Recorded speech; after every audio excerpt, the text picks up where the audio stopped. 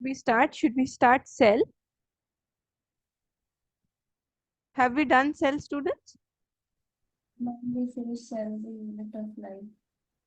We have done cell, the unit of life. Yes, ma'am. Okay. So after this, which chapter do you people want me to start? Biomolecules. Hmm? Biomolecules. Biomolecules. Okay. Yes, ma'am. Yes.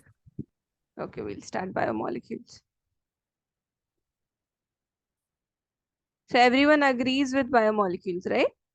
Yes, ma'am. Okay, good. All right, let's just wait 2 minutes for the other students to join, and then I'll start the class, okay?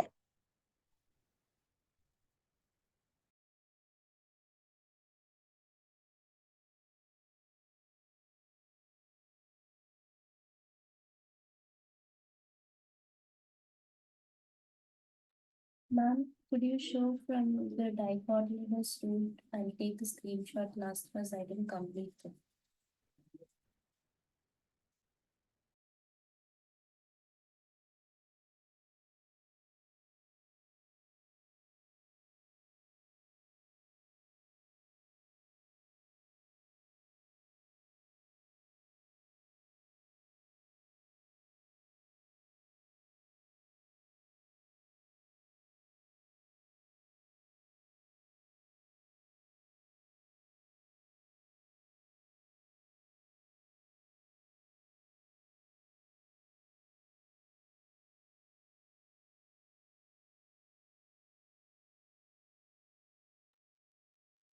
All right, everyone, switch on your videos. Let's start today's class.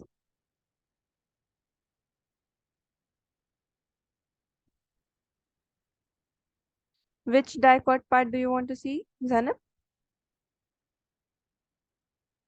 An anatomy of the dicot. Dicot root. Yes, ma'am.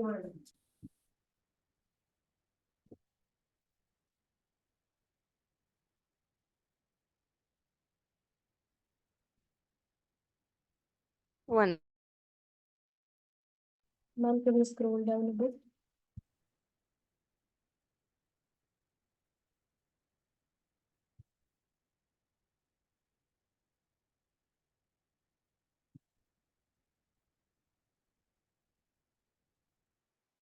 What are you saying? Ma'am, can you scroll down a bit?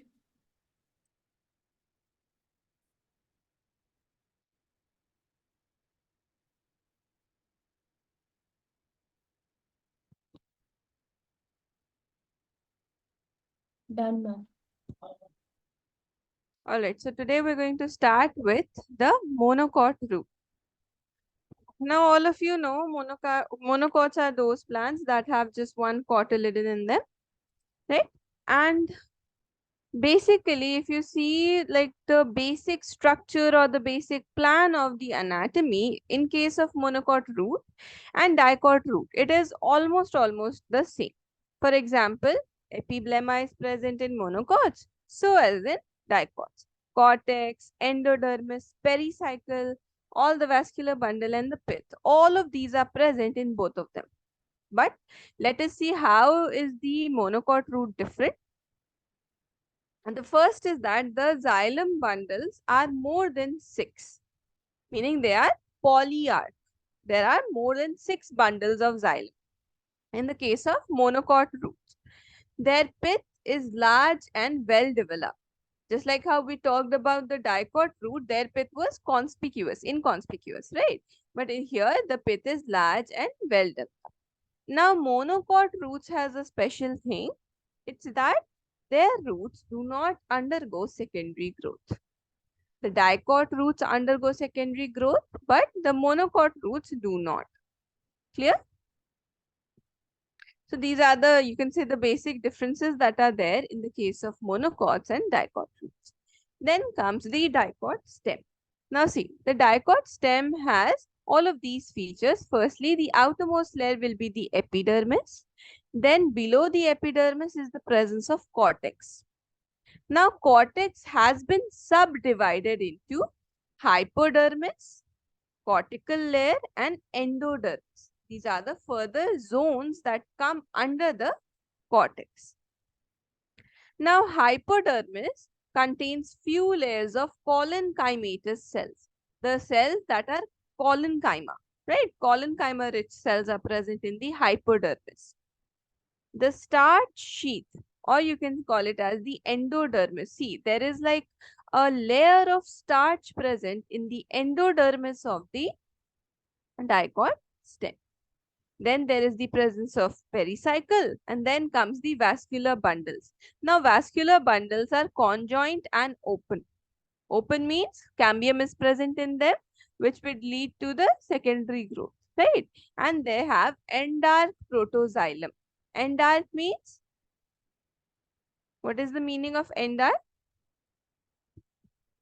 Do you people remember?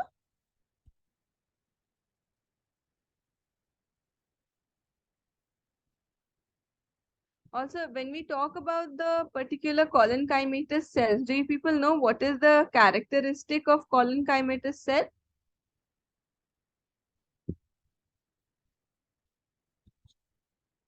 Hmm? Collenchymatous cell.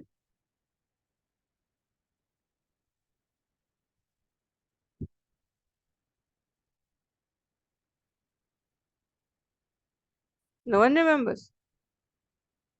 See, when we talk about the endark, in this case, the protoxylem is present at the center. The protoxylem is present at the center and then surrounded by the metaxylem. Now, when we talk about the protoxylem, see, in the case of protoxylem, what happens is that the protoxylem, proto refers to first form. So, this is the first formed xylem. So, the first formed xylem in the case of plants is known as the protoxylem. So, in the endark condition, the protoxylem is present at the center. Now coming on to the pith of the dicot stem is large. Now, see, here I have explained. See, the xylem, they are of two types, protoxylem and metaxylem. Now, protoxylem is the xylem that is the older xylem, meaning the first formed xylem. And metaxylem is the xylem that is newly formed. So, whenever the protoxylem is formed inside and the metaxylem is formed outside, this is known as endark. Okay, whenever protoxylem is present towards the center and metaxylem at the periphery, then that is known as endark condition. And whenever the protoxylem is formed outside and the metaxylem is formed inside, we call it as exarch condition. So in the case of dicot stem, we have endark protoxylem. Endark means protoxylem is present in the center, surrounded by the metaxylem. Then comes the monocot stem. Now, in the case of monocot stem, the hypodermis is sclerenchymatous. The dicot stem had collenchymatous hypodermis. Collenchyma means it is living. Living tissue is the collenchyma, which has pectin deposition. But when we talk about sclerenchyma, so it is made up of dead cells. So it is a dead tissue. Now the vascular bundles are scattered and in large number in the case of monocots. Scattered means they are not present on a periphery or on a radii, same radii. They are scattered. The bundle sheath is also sclerenchymatous in the case of monocot stem. Talking about the ground tissue in the monocot stem, so it is large and parenchymatous. Parenchymatous means living. So the ground tissue is living, but the hypodermis is dead. Vascular bundles, they are of two types, conjoint and closed. Closed means no secondary growth, meaning cambium is absent in them, right? And vascular bundle can be peripheral also, central, meaning present at the center position or present at the periphery. So depending upon where the vascular bundles are present, we can distinguish it into peripheral and central types. So the vascular bundles, they are conjoined and they are closed. So water containing cavities are present in the vascular bundles. This is like additional feature, and they do not have phloem parenchyma. Phloem parenchyma is a component of phloem.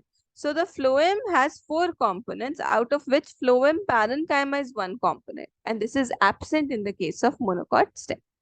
Clear? Then comes the dicot leaf. Now dicot leaf is known as dorsiventral leaf. The vertical section of this particular leaf has all of these layers. We have epidermis, mesophyll, and vascular system. Epidermis would be the outermost layer. Then comes mesophyll. Below is the vascular system of the leaf. Talking about the epidermis, so it covers the upper part of the leaf and the lower part also.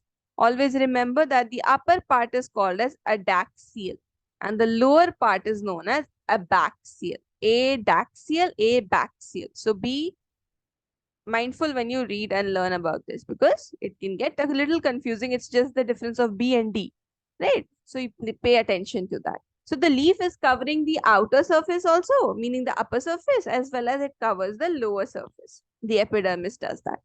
Now, many a times leaf has been provided with cuticle so that excessive water loss does not take place. Now, the abaxial surface, meaning the lower surface, they contain more stomata than the adaxial surface. Can someone tell me the reason why?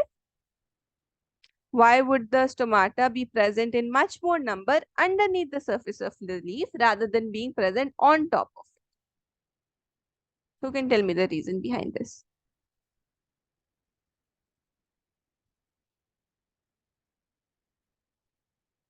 Hmm? No one? No one? Prevent transpiration. Huh? Say it again. Say it again. I did not hear. What transpiration? Say, complete your answer. Who said the answer?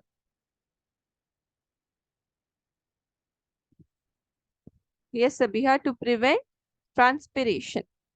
So as to protect the, not actually prevent, but actually to protect the excessive loss of water from the plant's body because that happens through the stomata. So if the stomata is present on the lower surface, much less amount of water will be lost. So that is why the stomata is present in much more number underneath the surface of the leaf. Now, sometimes the adaxial surface lacks the stomata. Sometimes the stomata will not be present at all. Now, after the epidermis comes the mesophyll. Now, mesophyll is the tissue that is present between the upper and the lower epidermis. So, it is sandwiched in between the two epidermis. Now, the mesophyll contains the chloroplast and it carries out the photosynthesis. And remember that this mesophyll is made up of parenchyma, meaning living tissues.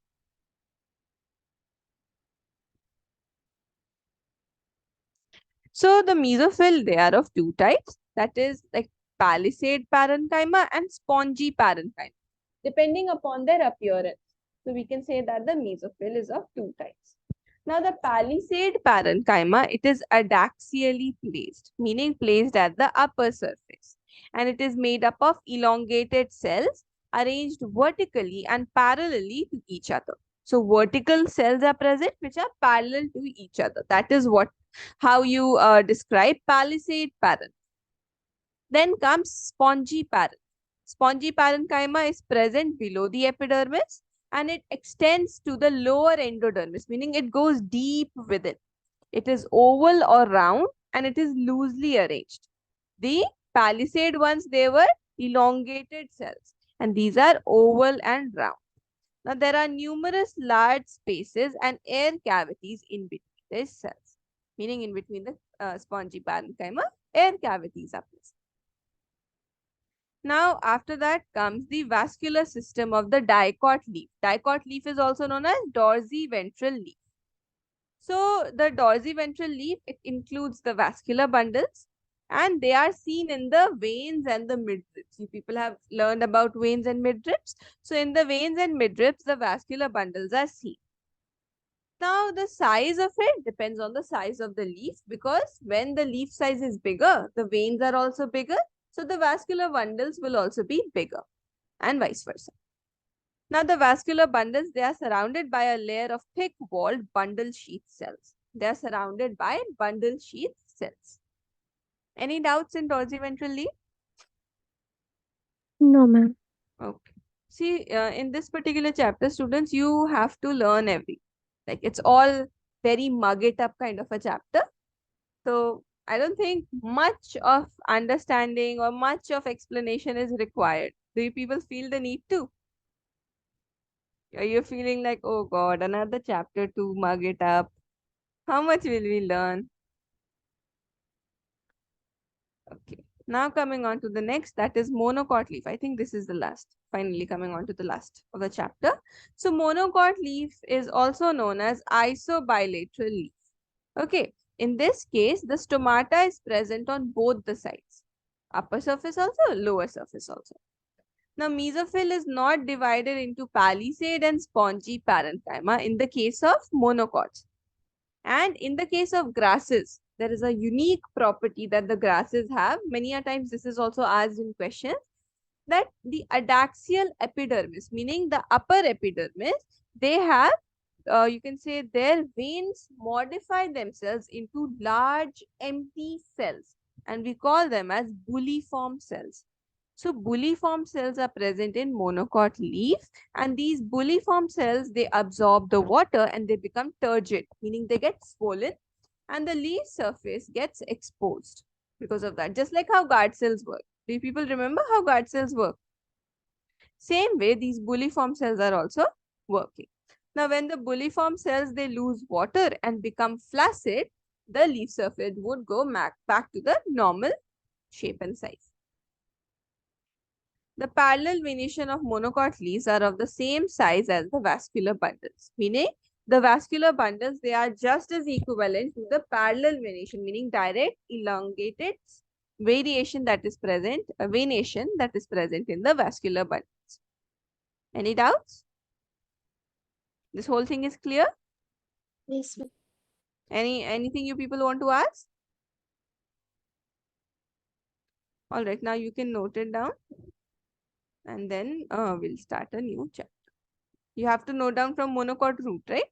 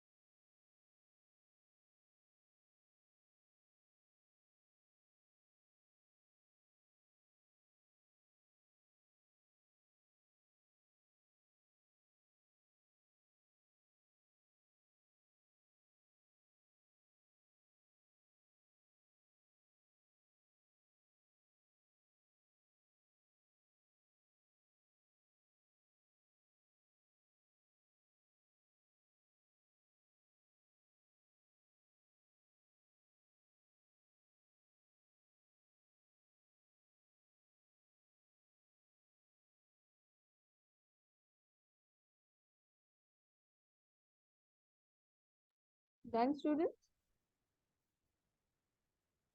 Yes, ma'am.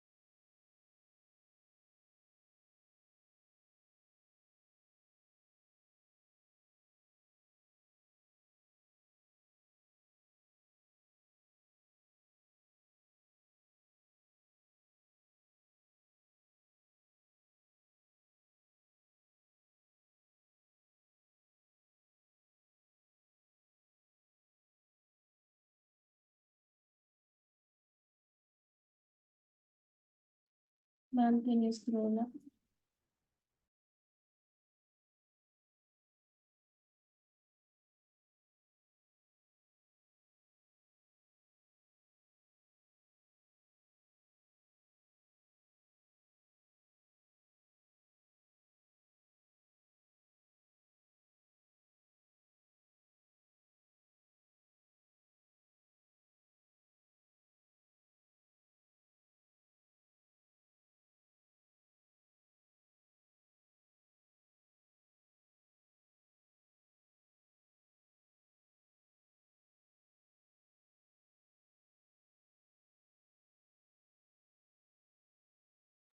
Ma'am, can you scroll down?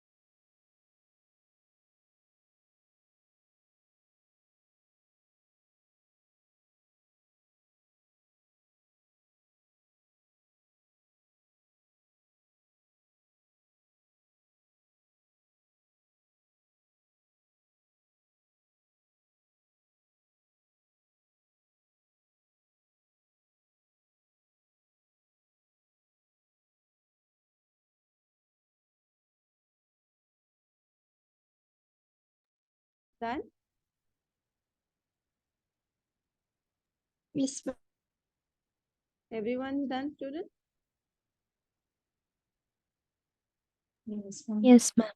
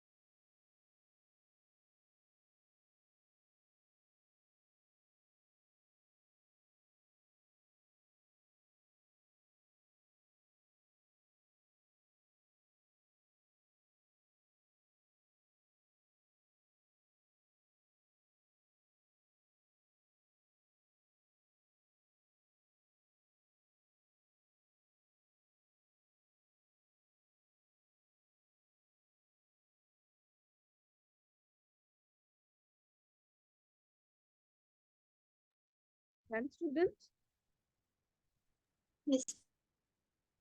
everyone's done?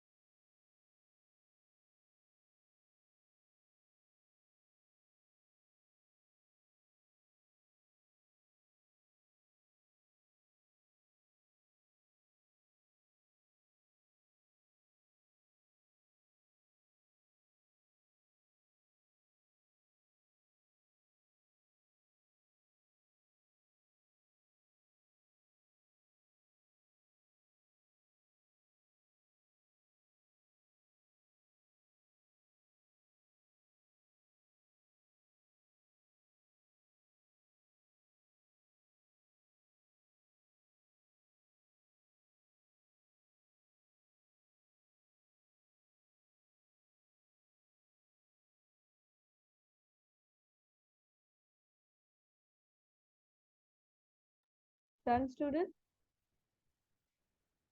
Yes, ma'am.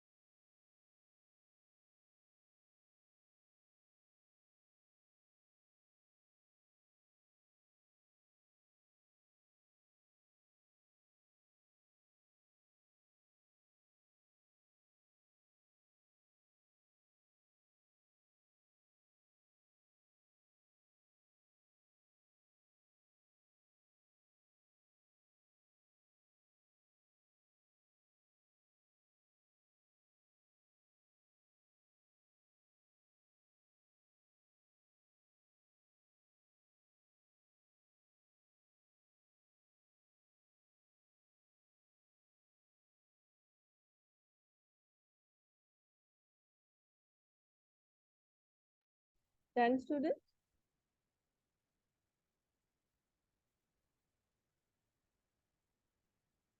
No, ma'am. Okay, okay.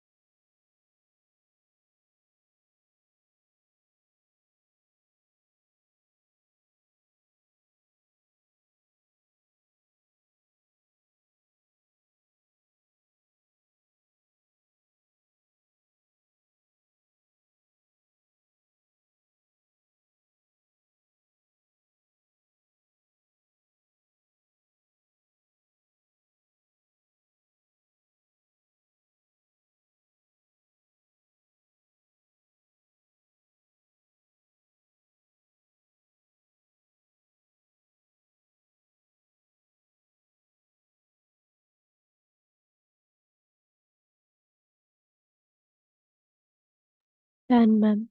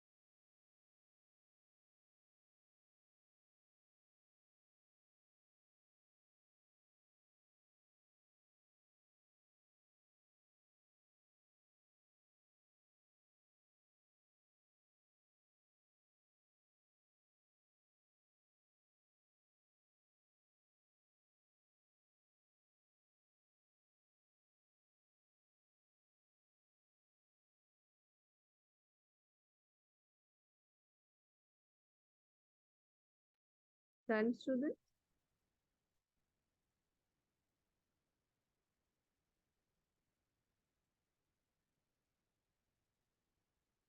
Students, are you done? Yes, ma'am.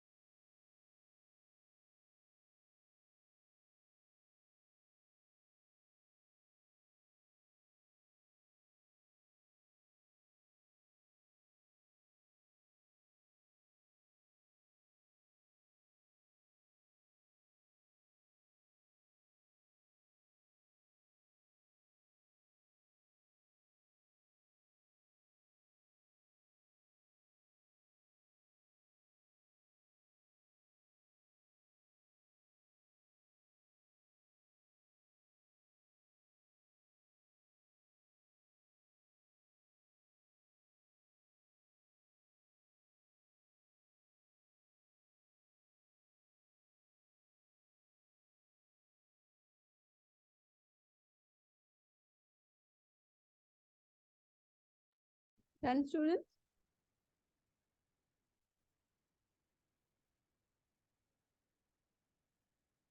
Are you done, students? Yes, ma'am. Abir, why are you so late in the class? The class is like almost 1.5 hours has been done. Why are you so late today?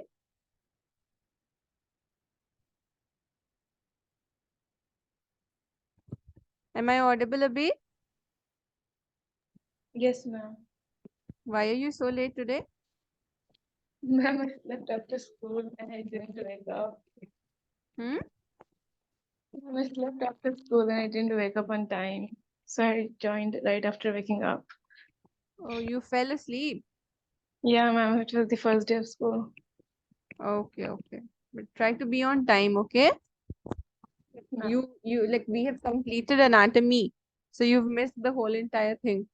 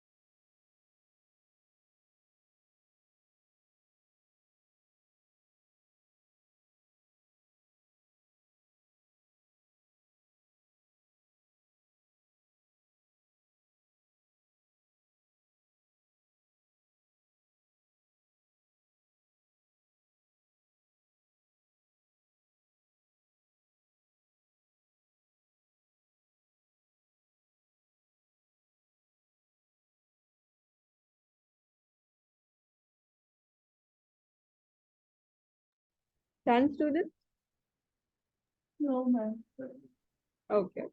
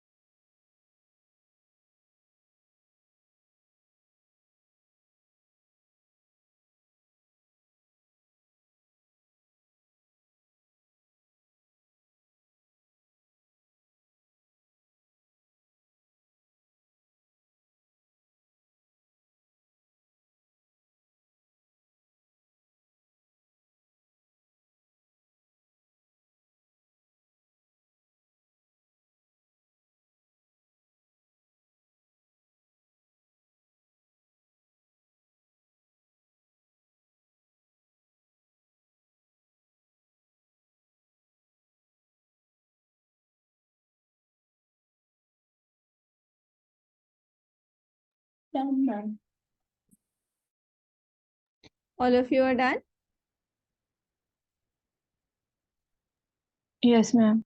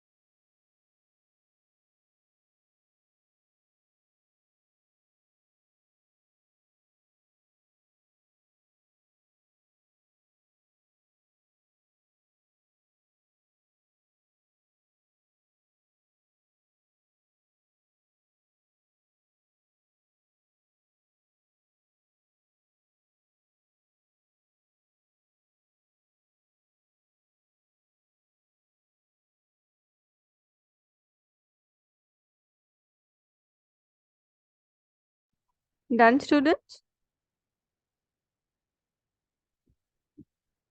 No. All right. So with this, we have actually completed the whole entire chapter, that is anatomy of flowering plants. Now tell me if you people have any doubts. Anything you want to ask me? No, ma'am. All right. So the next chapter that we will be starting is going to be biomolecules. We're going to start this particular chapter. Now, what do you understand by biomolecules, students? I'll just give sort of like an intro today, not very in-depth. So tell me, what do you understand by biomolecules?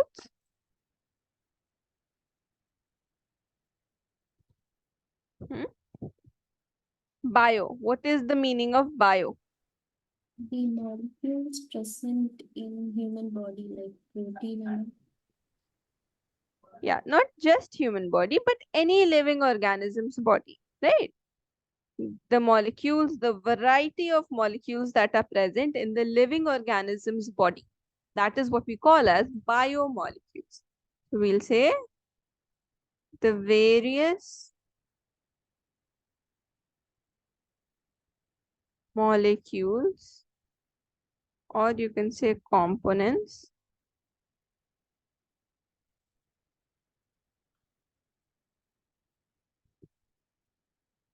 present in the body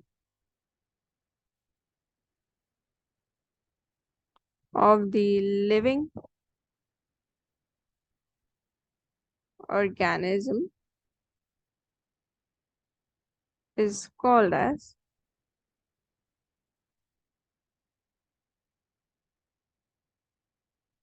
biomolecules. These are the biomolecules that are present in the living organism. Now see, when we talk about the biomolecule, this particular biomolecule, it has been subdivided into variety of types, and depending upon that division only, we're going to learn about each one of them. So the biomolecules in general, the broadest classification of biomolecules is, we'll start it with biomicromolecule.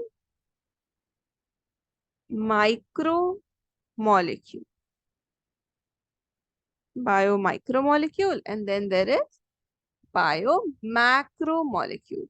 Now, what do you understand by macro and micro, students? Micro is just extremely small, and Micro would be smaller, macro would be larger. Now, when we talk about the biomicromolecules, we call them as the acid soluble fraction. Acid soluble part. We'll say part.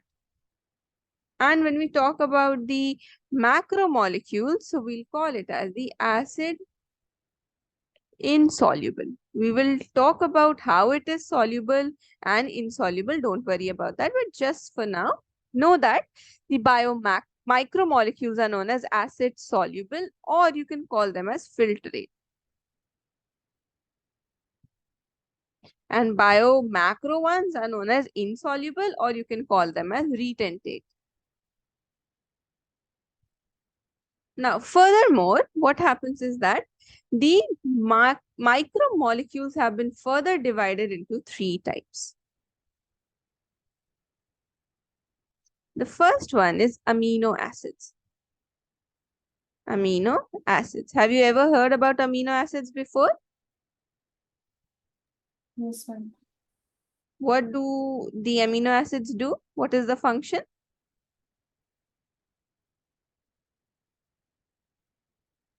Always remember.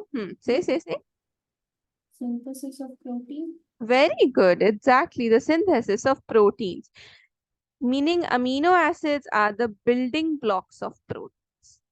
So now the micromolecules have been divided into three types: amino acid, simple sugars, and nucleotides. And when we talk about the macromolecules, so they have been divided into three types yet again, actually four types roughly. Polysaccharide. This is like the complex sugar. So polysaccharide is the first type of macromolecule. Then comes proteins. Proteins are also macromolecules. They are bigger in size. And then we also have nucleic acid. What are the two nucleic acid of our body? DNA and RNA. Very DNA good. and RNA. DNA. Exactly. DNA and RNA. And then we also have another that is known as lipid, but it is not truly a macromolecule. So we'll put a star over here so as to denote that it is a little bit different from all of them. Okay, so we are going to study each and every single component that you can see on your screen. We're going to talk about how they function, what they are made up of, what are the units present in them, and everything of that sort. Okay, so I am thinking to start it in the next class actually, because have you people had enough? Are you tired? Hmm? Yes.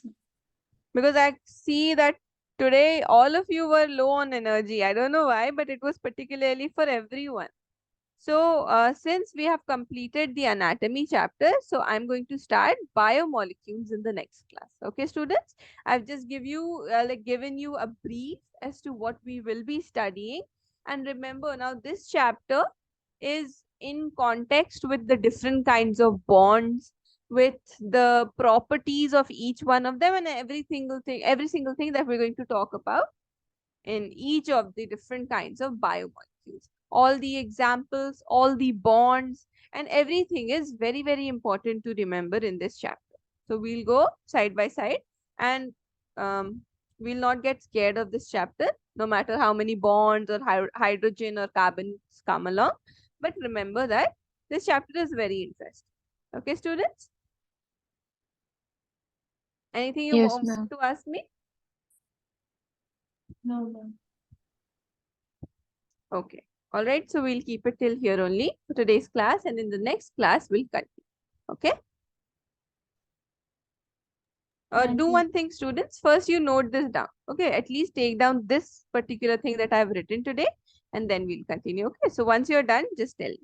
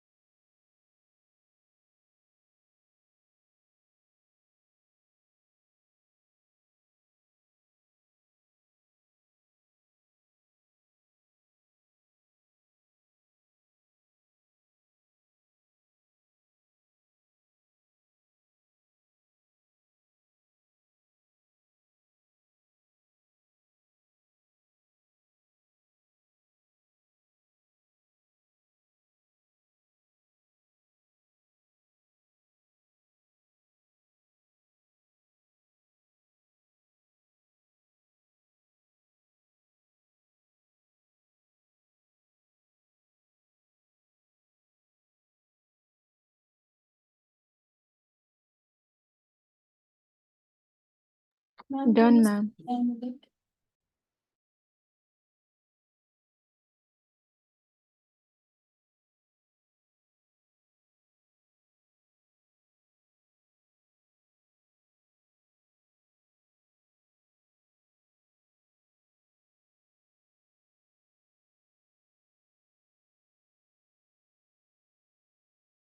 Done, ma'am.